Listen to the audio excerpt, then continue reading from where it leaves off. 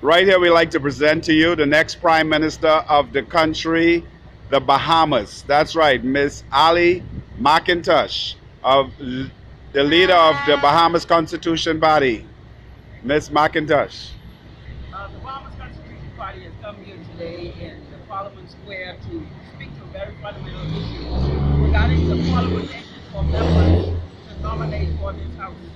According to Article 48 1B of the Constitution, no person shall be qualified to be elected to this House who is, by virtue of his own act, under any acknowledgement, adherence, allegiance, or obedience to any foreign power or state. By virtue of this clause, the entire former Christie administration, having served until the dissolution of Parliament April 11th, does not qualify to be nominated or re-elected to this House of Assembly. Seeing that the Cabinet of the Bahamas acts as a collective responsibility, we must accept their decision as one. Therefore, all members must receive due credit for all decisions coming from the Christie administration. In the first instance, the case of the sale and dealing of Bahamas, the former Prime Minister and his cabinet has sought to hide from the Bahamian people the dealings of the government with the state-run China State Import-Export Bank and seal the deal against the best interests of the Bahamian people. The recommendation of the sealing of the documents by the Supreme Court was requested by the China Import-Export Bank, the state-run corporation of the People's Republic of China.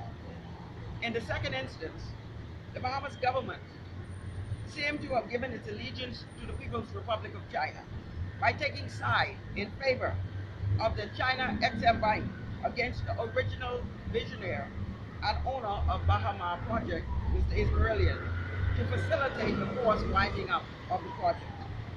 It is now clear that in addition to the Christie's government involvement in the debacle with the People's Republic of China, a sovereign state against the best interests of the Bahamian people, their moral authority for governance is now in deficit and should not be returned to this honorable House. In fact, should Mr. Perry Christie and members of his cabinet be nominated tomorrow, their nomination should be declared null and void.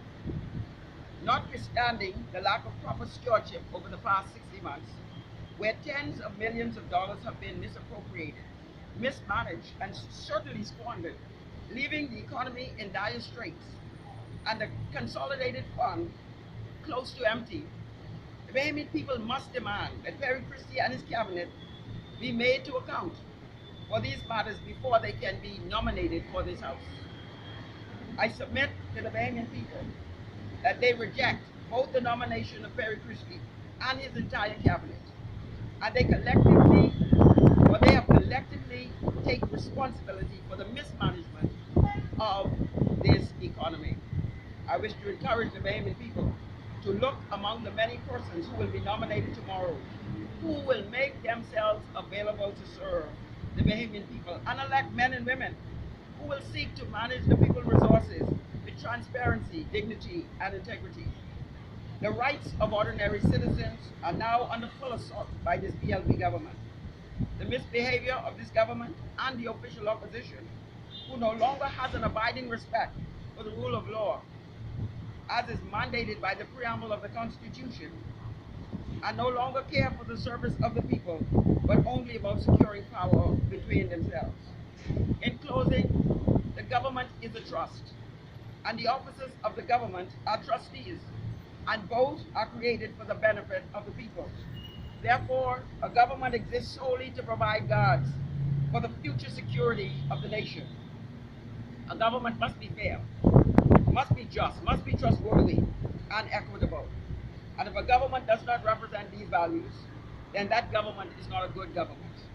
And so whenever any form of government becomes destructive, as was this PLP government, it is the right of the people to alter or to abolish it and to institute new, fresh government, laying its foundation on such principles that will affect the safety, happiness, and well-being of the Bahamian people.